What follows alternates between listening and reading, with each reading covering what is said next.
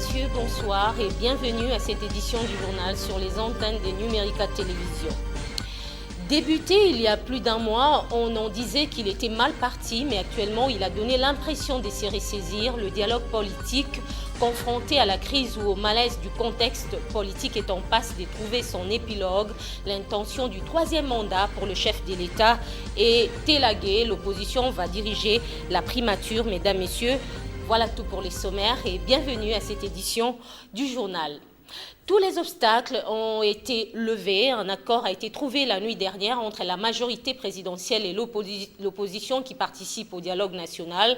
L'accord prévoit la gestion de l'après-19 décembre, date de la fin du mandat de Joseph Kabila et de l'organisation des élections pour avril 2018. Donc, Joseph Kabila reste en fonction jusqu'à l'installation du nouveau président élu. Il devra gérer le pays avec un premier ministre issu de l'opposition. Et à propos des élections, l'audience de la Cour constitutionnelle à la requête introduite par la Commission électorale nationale indépendante portant report de la présidentielle prévue ce week-end a été reportée à lundi prochain. Le président de la Cour, Benoît Luamba, a justifié ce report par le manque de quorum des membres de cette juridiction.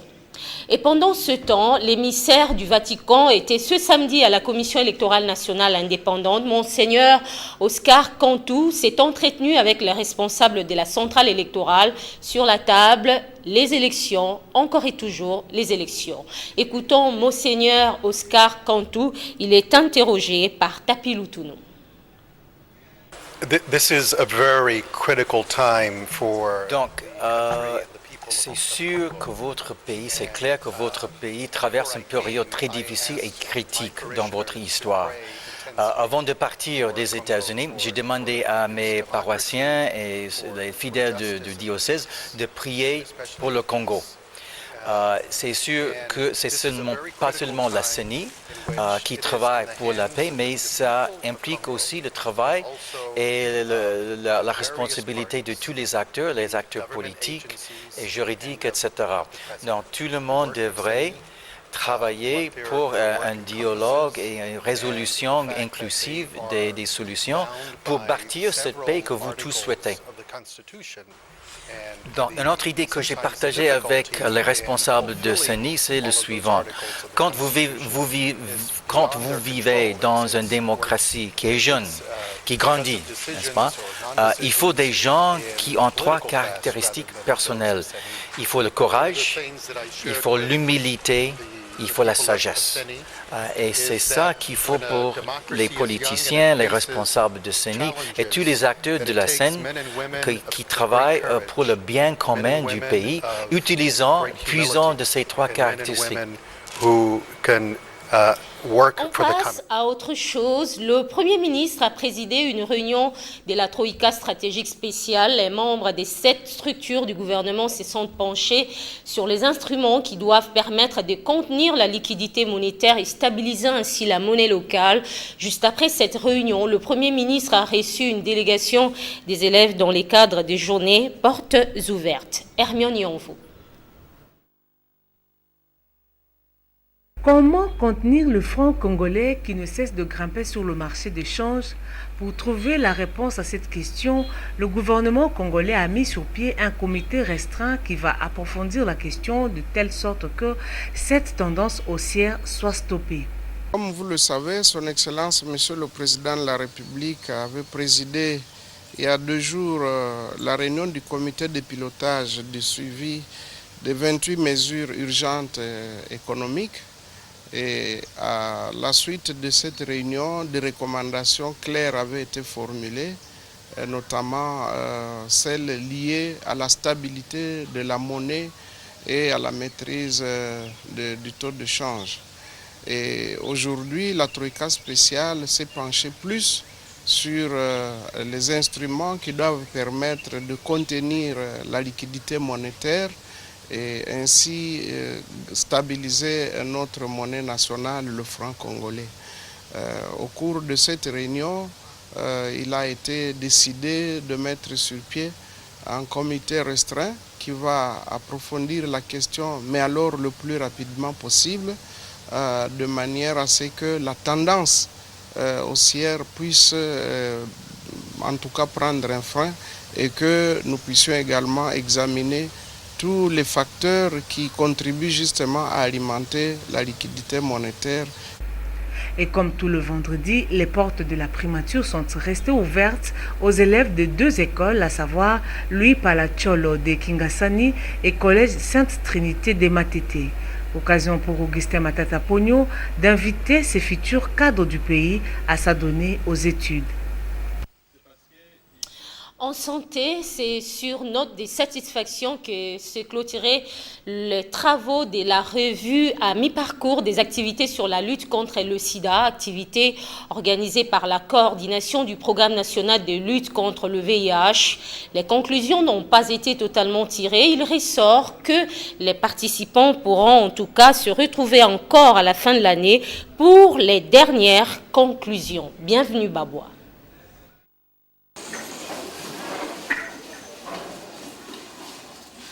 Cette rencontre de 3 jours a permis aux médecins-chefs de zone de santé et aux différents partenaires d'évaluer les travaux sur terrain dans la lutte contre le VIH-Sida. Visiblement, la revue à mi-parcours est satisfaisante. Sous la direction de la coordination des PNLS, les zones de santé, les 35 zones de santé de la ville province de Kinshasa se sont retrouvées dans ces beaux cadres pour examiner, pour évaluer les activités du VIH sur terrain. Vous savez que le VIH-Sida, c'est une pandémie du siècle. Tout le monde se lève aujourd'hui contre cette maladie mortelle. Et il faut dire ici, bravo aux acteurs de la santé parce que notre prévalence a vraiment baissé. Mes impressions sont les bonnes parce que je suis l'homme le plus heureux. Nous avons fait un TDR, donc les thèmes de référence de notre revue. Nous l'avions évalué de façon approfondie avec tous les médecins chefs de zone et tous les partenaires qui interviennent dans la lutte contre le VIH dans la ville province de Kinshasa. Donc les résultats sont satisfaisants. Donc il s'avère que dans la ville province de Kinshasa, à ce jour, nous avons 42 011 patients sous ARV dans lesquels vous avez 6 171 enfants. Donc pour nous, ce sont des résultats encourageants. Et nous avions replanifié les activités qui n'étaient pas réalisées au premier semestre pour que nous puissions les faire en deuxième semestre. Pour ceux qui n'ont pas donné les résultats de leurs activités, le médecin coordonnateur provincial du PNLS signale qu'une autre évaluation est prévue à la fin de l'année. Célébration ce samedi 15 octobre de la Journée internationale de la femme rurale. Le thème de la journée était axé sur la promotion de la femme qui répond aux besoins de la société. À Kinshasa, plusieurs facteurs ne favorisent pas les femmes qui s'adonnent à la production agricole. Yannick Mbouyamba. Les femmes rurales représentent dans le monde près de la moitié de la main-d'œuvre agricole. Elles produisent, transforment et préparent la plupart de ceux que nous consommons. Kolone eza pasi kotia mai pe eza pasi mais loko eza musala esito mesana ngomo ya kotika ezate ndenge tolona kama tembele esalaka soki esali 25 jours te 30 jours donc un mois kaka soki toloni un mois na matembele eza ça dépend ya mikala ndenge totekelelaka mukala na mukala ezalaka na prix nango mukala ya 10 000 ezali mukala ya 7 000 ezali ya 5 000 pe ezali musali bilanga papa compagnie munene na tiari bilanga awa pe bilanga nazo vivre bien bande ko nanga pe ba pesa nga pete ngabe na kipaka te ngamo ko bosiko ona teki na nzela na buku matem na tiari na teki na papa na kulate ngape makanisa itini nga na sala bilanga soko pe na sala na zo kongo na yako sala bilanga wote makanisa na nga ile ngachoko ya la net na mikonisa njoto to nakene mboga nakene kuvana na bande ko na ngai na mboga na yali sina mwana mobile te mwana mobile na ngai belango uzo boko la ngai me loge so tungisa biswawa to ya nger penza pona mai soge tondi awa mwachi ngoto wote ko kusomba soma ngona segama aboma kabasinga totala kakaka kuna maya wa plein ogoyeba te matembele zalaka awa. Dans de nombreux ménages, les possibilités d'éducation et le soin de santé reposent en grande partie sur les femmes courageuses et travailleuses. En sport, le tout premier match de l'histoire entre l'SV Club et le FC Renaissance du Congo va se jouer ce dimanche au stade de Martyrs dans le cadre du championnat national. Dans les rues de la capitale, on assiste à une ambiance des fêtes entre les supporters de ces deux grands clubs et les supporters de ces deux équipes ne jurent que par la victoire. Ils sont interrogés par Yannick Mbouyamba et Serge Mitelezi. Bon match na match ya ndenge na ngwa match de final la foot ya ndenge maote ko gagner match et va d'équipe n'équipe ya ndenge na ngwa doit pour la vite vraiment nga peut score te doit pour la vite Renaissance a kita mata ça c'est mukia ata 4 oui donc si il y a une équipe adata na bien c'est la performance na il va na bien mais son a vite ande et moi passe na kana ma vraiment. C'est que pour le moment, Renaissance n'a minute oh, tu as donné la meilleure attaque parce que tu as marqué déjà 8 billes. Tu as mis tu as lavé à l'okola netinga la senga na nzambe mutunyo son neti ba joueur nyo so ba dans la vita au fait bazala po ezala teke lumani sazanga ki kinganda zanga ki ya moto polaki donc basa la moi joueur maroté. Tout le monde a la route de l'eau pour azabana na biso. On a posta robeta bali. Nous avons le roi Masi. Match amical pour toi na match amical en Afrique de Robeta ba match union sur le championnat de monde ngono côté pour toi équipe a bengi na bombo ASV Club biso to banga kato kasi to bangi saka Renaissance aye aye la rende oluka kafibo lelo aye koye banga o fibo lelo aye o fibo Renaissance lelo aye o fibo range o fibo bomanyose. Mesdames, Messieurs, nous allons à présent lire la presse. Les journaux parus ce vendredi dans la capitale ont été sélectionnés par Tapi Loutounou et commentés pour commenter justement par Bienvenue Babois. Revue de presse.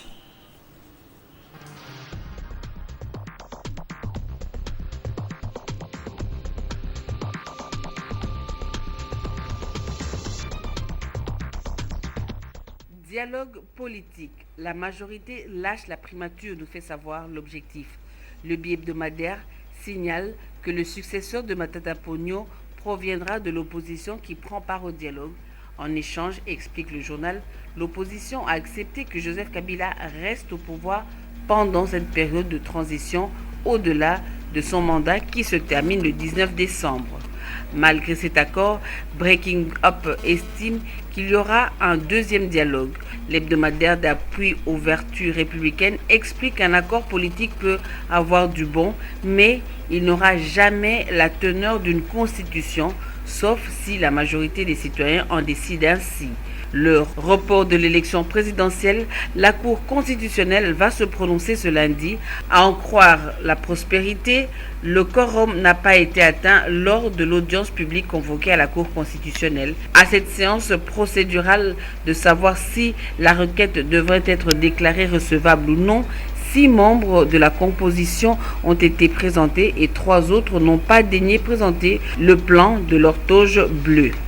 La requête du report de la convocation des élections par la CENI auprès de la Cour constitutionnelle ne cache-t-elle pas un vilain piège? Selon l'observateur cité par Le Potentiel, la Cour constitutionnelle est piégée par des politiciens mal intentionnés. Toutefois, les sages de la Haute Cour sont des personnes responsables qui n'agissent que selon la loi ainsi que devant leur conscience. Ils n'ont qu'à dire rien que le droit. Dans le reste de l'actualité, Barthélemy Okito accuse William Canon et Désiré Mbozi. Selon l'objectif, le secrétaire général au sport poursuit conjointement ces 2 cadres du MLC pour dénonciation calomnieuse. Selon lui, ces 2 membres du MLC auraient terni son image dans une affaire de spoliation du bâtiment du ministère des Sports situé dans la commune Kassavubu. Mesdames, Messieurs, voilà, c'est la fin de cette édition du journal. Merci de votre attention et très bonne suite de programmes sur Numérica Télévision.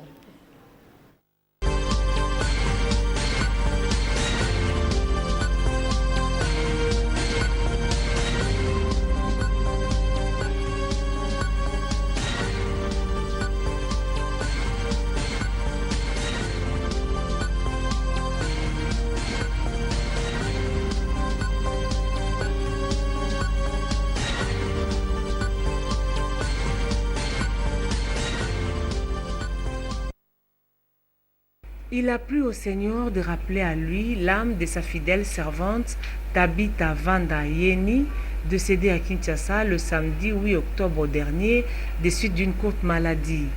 La famille Vanda annonce aux amis et connaissances que la levée du corps de la morgue de l'hôpital Kalembe-Lembe interviendra le lundi 17 octobre à 11h. Une chapelle ardente sera dressée à l'espace Papa Niati sur avenue Mamayemo, référence arrêt église Camp Munganga au quartier Ozone dans la commune d'Engalema. La mise en terre interviendra le mardi 18 octobre au cimetière de Mingadi dans la mi-journée. La famille éplorée demande à tous ceux qui ont connu Mademoiselle Tabitha Vanda Yeni de garder une pensée pieuse en sa mémoire. Il a plu au Seigneur de rappeler à lui l'âme de sa fidèle servante Tabitha Vanda Yeni, décédée à Kinshasa le samedi 8 octobre dernier des suites d'une courte maladie.